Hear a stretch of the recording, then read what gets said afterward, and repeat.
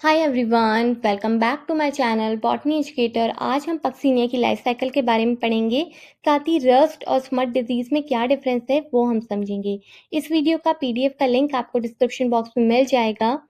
ये वीडियो हिंदी और इंग्लिश दोनों ही लैंग्वेज में अवेलेबल है। आप सेटिंग्स में जाके ऑडियो ट्रैक में जाके इसे सेट कर सकते हैं। तो लेट्स बिगिन द टॉपिक। सबसे पहले बात करें इसकी क्लासिफिकेशन की। किंगडम माइकोटा जिसके अंदर सभी फंजाई को रखा गया है, वहीं डिवीजन यू माइकोटा जिसके अंतर्गत सभी ट्रू फंजाई को रखा गया है। डिवीजन बेसिडो माइकोटीना, तो जो फंजाई बेसिडियम पे बेसिडो स्पोर्स प्रोड्यूस करते हैं उन्हें हम इस सब डिवीजन के अंतर्गत रखते हैं। क्लास टीलियोमाइसिटीज, इसके अंतर्गत हम वो फंजाई रखते हैं जिसमें टिलिटो स्पोर्स प्रोड्यूस होते हैं। इसके अंदर हम दो ऑर्डर्स पढ़ते हैं, यूरिडिनेस जो कि रस फंजाई है और यूस्टिजिनेस जो कि एक स्मट फंजाई है। इन दोनों में हम डिफरेंस लास्ट में समझेंगे। फैमिली पक्सिनेसी जो कि क्रॉप्स पे डिजीज क्रॉस करती है, वहीं जीनस पक्सिनिया जो कि एक ऑब्लिगेट पैरासाइट है। उनको अपनी लाइफ साइकिल कंप्लीट करने के लिए लिविंग होस्ट की रिक्वायरमेंट होती है। इसकी कुछ स्पीशीज ऑटोशियस होती है, यानी इनको अपनी लाइफ साइकिल कंप्लीट करने के लिए सिंगल होस्ट चाहिए होता है, जैसे पक्सिनिया बर्टलेरीज की ज्यादातर स्पीसीज कैसी होती हैं, हेट्रोशियस होती है, यानी इनको अपनी लाइफ साइकिल कंप्लीट करने के लिए दो होस्ट की रिक्वायरमेंट होती है। तो पक्सिनिया ग्रामिनिस जो है वो हेट्रोशियस है, जो कि आज हम पढ़ेंगे। तो इसके बारे में अपने को ये याद रखना है पक्सिनिया ग्रामिनिस के बारे में कि एक तो हेट्रोशियस है, ये ऑब्लिगेट पैरासाइट है और ये ब्लैक रस्ट डिजीज कॉज करता है। तो जो आज हम पढ़ेंगे वो है ब्लैक रस्ट डिजीज। और इसकी कुछ और स्पीसीज भी और डिजीज कॉज करती हैं, जैसे पक्सिनिया स्ट्रेटिफॉर्मिस है वो येलो रस्ट डिजीज कॉज करती है, वहीं पक्सिनिया रिकॉग्निटा जो है ब्राउन रस्ट डिजीज कॉज करती है, वो भी अपन समझेंगे थोड़ा सा इसके बारे में भी। अब जो है ये रस्ट डिजीज कॉज करती है, तो ये जो है इसके स्पोर्स जो है यूरिडोस्पोर्स और टीलियोस्पोर्स जो है वो रस्ट जैसी या जंग जैसी अपीयरेंस शो करते हैं वीट प्लांट पे। इसके होस्ट प्लांट पे जो है कुछ अपने को रस जैसा अपने को देखने को मिलेगा। तो अब अपन बात कर लेते हैं इसके कि ये किस तरीके से होस्ट पे अपनी लाइफ साइकिल कंप्लीट करता है और कौन से होस्ट होते हैं।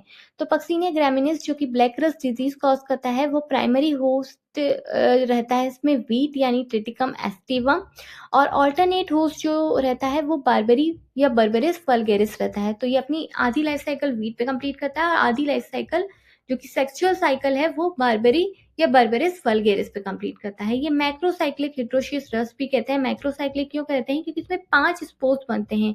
यूरिडोस्पोर्स, टिलिटोस्पोर्स जो है वो वीट पे बनते हैं, वहीं टिलिटोस्पोर्स जो है बेसिडोस्पोर्स बनाता है जो कि सॉइल या डेब्रे पे बनते हैं, और ये जो है बेसिडोस्पोर्स जो है जाके पिक्निडियोस्पोर्स और एशियोस्पोर्स जो है ऑल्टरनेट होस्ट या बारबेरिस वल्गेरिस पे बनाता है। तो इस तरीके से अपने को ये याद रखना है, किसी भी ट्रिक से आप इन स्पोर्स को याद रखेंगे। और हेट्रोशियस मैक्रोसाइक्लिक हेट्रोशियस रस्ट ये वर्ड अपन को याद रखना है, इस पे कई बार एमसीक्यूज आ जाते हैं। फिर जो इसकी येलो रस्ट स्पीसीज है पक्सिनिया स्ट्रिटिफॉर्मिस जो है, उसका प्राइमरी होस्ट तो वीट रहता है और ऑल्टरनेट होस्ट रहता है मूलिन बर्जिया। फिर ब्राउन रस्ट जो है उसका स्ट्रेन कौन सा है, पक्सिनिया रिकॉग्निटा, और प्राइमरी होस्ट वीट ही रहता है, और टेलिक्ट्रम फ्लेवम जो है इसका ऑल्टरनेट होस्ट रहता है, कि अपने को याद रखना है।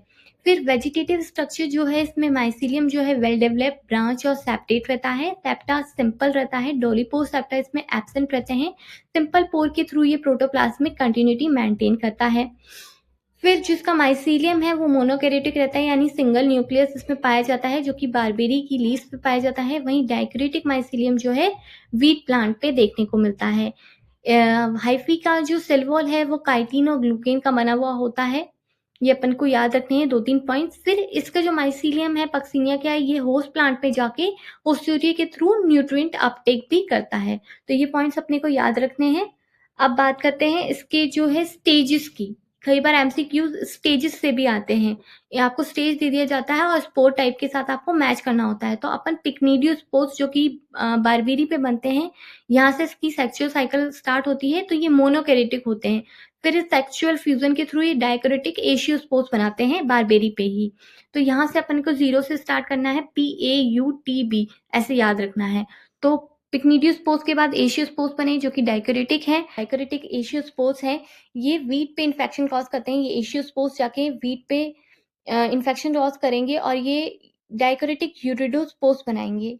ठीक है, ये स्टेज 2 हो गई। फिर डाइक्रोटिक टेलिटोस्पोर्स ही बनेंगे जो कि स्टेज 3 है, ये भी वीट पे ही बनते हैं और ये आगे चल के डिप्लॉयड हो जाते हैं और फिर जो है मियोसिस के प्रोसेस के थ्रू बेसिडोस्पोर्स बनते हैं जो कि मोनोकैरियोटिक होते हैं क्योंकि ये हैप्लॉइड होते हैं तो मोनोकैरियोटिक प्राइमरी माइसीलियम बनाते हैं। अब अपन को एक-एक स्टेप के थ्रू हमें प्राइमरी होस्ट पे समझना है कि किस तरीके से इन्फेक्शन होता है। तो एशियोस्पोर्स बारबेरी पे बन रहे थे जो विंड डिस्पर्सल के थ्रू वीट पे इन्फेक्शन कॉज करेंगे और डाइकोरेटिक माइसीलियम बना देंगे। एशियोस्पोर्स डाइकोरेटिक होते हैं तो ये डाइकोरेटिक माइसीलियम बनाते हैं जो सब एपिडर्मल रीजन में डाइकोरेटिक माइसीलियम बनता है। उसपे से कुछ इरेक्ट हाइफी फॉर्म होती हैं जिसपे यूरिडोस्पोर्स बनते हैं। ये यूरिडोस्पोर्स क्योंकि ग्रुप में बनते हैं तो ये यूरिडोसोराई बना देते हैं।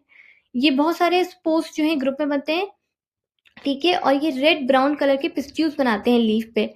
अपन लीफ या स्टेम पे देख सकते हैं कि ये रेड ब्राउन कलर के पिस्ट्यूल्स बना रहे हैं।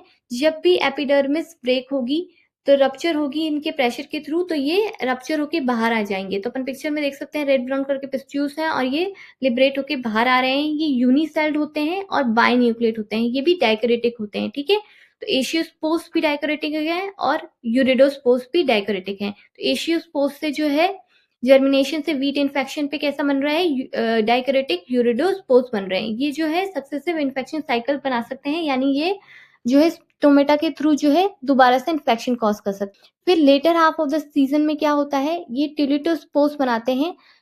इसका जो एग्जिस्टिंग डाइकोरेटिक माइसीलियम है वो टेलिटोस्पोर्स बनाता है जो कि ब्लैक पिस्ट्यूल्स लीफ शीट पे या स्टेम्प पे कॉज करता है, जिसकी की वजह से ही अपन इसे ब्लैक रस्ट डिजीज कहते हैं। और पिक्चर में देख सकते हैं किस तरीके से ये जो है स्पोर्स अपने को देखने को मिल रहे हैं और ये एपिडर्मिस रप्चर होने के बाद बाहर निकल जाते हैं, लिबरेट हो जाते हैं। ये जो है बाइसेल्ड हैं, 2 सेल हैं इसमें और बाइन्यूक्लिएट हैं, 2 न्यूक्लियस हैं। आगे चल के इनमें कैरियोगेमी होती है, यानी न्यूक्लियस का फ्यूजन होता है जिस वजह से डिप्लॉयड न्यूक्लियस बना देते हैं और ये रेस्टिंग स्पोर्स होते हैं। ये जो है रेस्टिंग फेज में चले जाते हैं, ओवर विंटर करते हैं और सॉइल में पड़े रहते हैं। जब भी इन्हें फेवरेबल कंडीशन मिलती है तो ये जर्म ट्यूब के थ्रू इस टिल्टोस्पोर्स में अपन डायग्राम से देख सकते हैं, टिल्टोस्पोर्स जो है जर्मिनेट कर रहे हैं, जर्म ट्यूब बाहर आ रही है, प्रोमाइसीलियम बन रहा है और मियोसिस के प्रोसेस के थ्रू 4 हैप्लॉइड बेसिडोस्पोर्स बनते हैं जो कि 2 स्ट्रेन के हो सकते हैं, प्लस स्ट्रेन के और माइनस स्ट्रेन के। ये विंड डिस्पर्सल के थ्रू जो है बारबेरी की लीफ पे जाते हैं, वहां पे इन्फेक्शन कॉज करते हैं। बेसिडोस्पोर्स जो है बेसिकली बारबेरी की लीफ को इन्फेक्शन कॉज करते हैं, ठीक है। तो ये बारबेरी पे जाएंगे और वहां पे सेक्सुअल रिप्रोडक्शन होगा, वहां पे स्पर्मेगोनियम बनेगा, ठीक है, फ्लावर शेप स्पर्मेगोनियम बनेगा और उसमें एक फ्लेक्सस या रिसेप्टिव हाइफी बनेंगे और एक स्पर्मेटिया या पिग्निडियोस्पोर्स बनेंगे। तो जो स्पर्मेटियम है नेगेटिव स्ट्रेन का और रिसेप्टिव हाइफी रहेगी पॉजिटिव स्ट्रेन की, या अपन कह सकते हैं रिसेप्टिव हाइफी माइनस स्ट्रेन की या स्पर्मेटियम पॉजिटिव स्ट्रेन का, जो भी है अपोजिट स्ट्रेन के ये दोनों रहेंगे। और इसके बाद जो है स्पर्मेटाइजेशन के प्रोसेस के थ्रू जो है ये दोनों आपस में मिल जाएंगे और इंसेक्ट के थ्रू ये जो है फ्यूजन होता है और ये डाइकोरेटिक माइसीलियम का फॉर्मेशन करते हैं। तो यहाँ पे जो है बारबेरी की लीफ पे जो है स्पर्मेटाइजेशन प्रोसेस के थ्रू जो है मोनोकैरियोटिक जो माइसीलियम है वापस में फ्यूज करते हैं और डाइकोरेटिक माइसीलियम अगेन बन जाता है। अभी डाइकोरेटिक माइसीलियम जो है धीरे धीरे इन्वेट करता जाएगा इस लीफ में लोअर एपिडर्मिस की तरफ और वहां जाके एशियल कप बन जाएगा। एशियल कप में जो है सबसे बाहर की तरफ जो है पेरिडियम रहता है जो कि प्रोटेक्टिव कवरिंग रहती है और इसकी जो बेसल सेल है वो जो है एलोंगेट होकर 2 सेल्स बनाती है, एशियोस्पोर और डिस्जंक्चर सेल। जो डिस्जंक्चर सेल है वो एशियोस्पोर्स के डिस्पर्शन में हेल्प करती है और ये जो है इसकी एपिडर्मिस भी बर्स्ट हो जाती है और ये एशियोस्पोर्स बाहर जाते हैं। डिस्टेंशियल सेल और एशियोस्पोर्स अपन क्लियरली डायग्राम में देख सकते हैं। जो बारबेरी की लीफ है उस पे क्या क्या बन रहा है, पिक्निडियोस्पोर्स बन रहे हैं और रिसेप्टिव हाइफी बन रही है जिसके फ्यूजन से अपोजिट स्ट्रेन की जो रिसेप्टिव हाइफी और स्पर्मेटियम या पिक्निडियोस्पोर्स है वो फ्यूज कर रहे हैं और इसकी वजह से क्या हो रहा है, डाइकोरेटिक माइसीलियम बन रहा है जिससे एशियो स्पोर्स बन रहे हैं एशियल कप में जो कि री इन्फेक्शन कॉज करने में हेल्पफुल है वीट प्लांट पे। वीट प्लांट पे 2 तरीके के स्पोर्स बनते हैं, अपन ने पढ़ ही लिया, यूरिडोस्पोर्स और टिल्डोस्पोर्स। दोबारा से लाइफ साइकिल में समझ लेते हैं, कहाँ से पढ़ेंगे, एशियोस्पोर्स से पढ़ेंगे। तो ये विंड के थ्रू जाते हैं, वीट प्लांट पे इन्फेक्शन कॉज करते हैं, यूरिडोस्पोर्स बनाते हैं और ये यूरिडोस्पोर्स जो है वीट प्लांट पे इन्फेक्शन करते रहते हैं एसेक्सुअल साइकिल के थ्रू। अब कुछ डाइकोरेटिक माइसीलियम क्या है, टिलिटोस्पोर्स बनाते हैं जो कि बाइसेल्ट या बाइन्यूक्लिएट है। ये कैरियोगेमी की प्रोसेस के थ्रू जाएंगे और मैच्योर टिलिटोस्पोर्स बनाएंगे। ये मैच्योर टेलिटोस्पोर्स जो है इसमें मियोसिस होगा, फिर मियोसिस के बाद जो है बेसिडोस्पोर्स बनेंगे जो मियोसिस से बनते हैं। जब भी मियोसिस होता है तो हैप्लॉइड स्पोर्स बनते हैं। तो ये जो है प्राइमरी माइसीलियम का फॉर्मेशन करेंगे किस पे जाके, बारबेरी की लीफ पे जाके। जब अपोजिट स्ट्रेन के प्राइमरी माइसीलियम मिलते हैं, एक रिसेप्टिव हाइपी और एक पिक्निडियोस्पोर्स ये मिलेंगे, तो स्पर्मेटाइजेशन प्रोसेस के थ्रू जो है डायक्रोटिक माइसीलियम अगेन बन जाएगा और एशियोस्पोर्स बन जाएंगे। तो इस तरीके से इसमें लाइफ साइकिल चलती रहती है। आप कुछ एमसीक्यूज ले लेते हैं कॉम्पिटिटिव एग्जाम्स के लिए। A systematic study of recurrence of cereal rust in plain of India was carried out by, तो केसी मेहता ने इस पे वर्क किया था। ठीक है, तो जो अपना केसी मेहता ने क्या कहा था कि जो अपना जो यूरिडोस्पोर्स है वो समर के सीजन में सरवाइव नहीं कर सकते। इनको जो है हाई टेम्परेचर्स में ही खराब हो जाते हैं। तो ये जो है हाई हिल्स पे जो है नीलगिरी हिल्स या कूल रीजन्स पे जाके जो स्पोर्स होते हैं उनसे ये इन्फेक्शन कॉज करता है। फिर जो बारबेरिस वल्गेरिस है, इसकी जो स्पीसीज़ हैं, जो वीट की स्पीसीज़ हैं, वो इनकम्पैटिबल रहती हैं। यानी जो हिल्स पे इंडिया में जो स्पीसीज़ उग रही हैं बारबेरिस की, वो जो स्ट्रेन है वो इंडिया में जो उग रहे वीट के प्लांट है, उस पे इन्फेक्शन कॉज़ नहीं कर सकता, इन्होंने ये भी कहा। फिर पक्सिनिया की जो ट्रिटिसाई जो स्पीसीज़ है, वो मैक्रोसाइक्लिक रस्ट है ड्यू टू दीज़ स्पोर्स। ये अपने स्पोर्स अपन ने पढ़ ही लिए थे सारे के सारे। फिर पक्सिनिया मालवेसियम जो है, ये जो है माइक्रोसाइक्लिक रस्ट है। यानी इसमें क्या होता है, 2 ही टाइप के स्पोर्स बनते हैं, टेलिडोस्पोर्स और बेसिडोस्पोर्स। नेक्स्ट क्वेश्चन है, what happens to the recurrence cycle if the alternate host barberry is completely irrigated from a region. अगर अपन टोटली बारबेरी को हटा दें तो क्या होगा? तो सबसे पहले तो सेक्सुअल रिप्रोडक्शन नहीं होगा। ठीक है, सेक्सुअल साइकिल कंप्लीट करने के लिए बारबेरी चाहिए। और जो सिंपल जो रीअकरेंस है वो किसके थ्रू होगा, यूरिडोस्पोर्स, जो कि एसेक्सुअल साइकिल के थ्रू ये रिप्रोडक्शन होता है। अब कुछ और भी क्वेश्चंस इसमें आए हुए हैं आईएफएस में, ये अपन देख सकते हैं। फिर अपन हम रस्ट और स्मट के बीच में डिफरेंस पढ़ लेते हैं।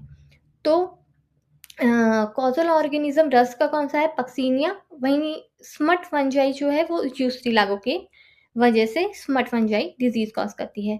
रस फंजाई जो है लीफ और स्टेम पे डिजीज कॉज करता है। वहीं रस स्मट फंजाई जो है ग्रेन्स पे, ओवरीज पे और फ्लोरल प्लांट्स पे डिजीज कॉज करती है।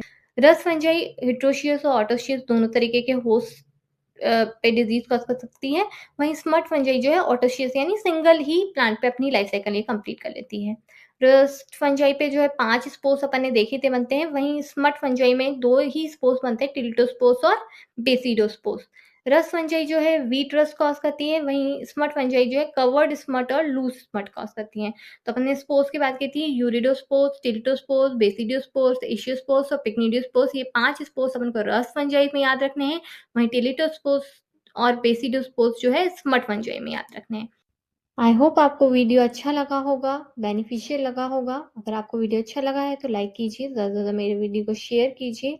आप मेरे चैनल पे नए हैं तो सब्सक्राइब करना मत भूलिए।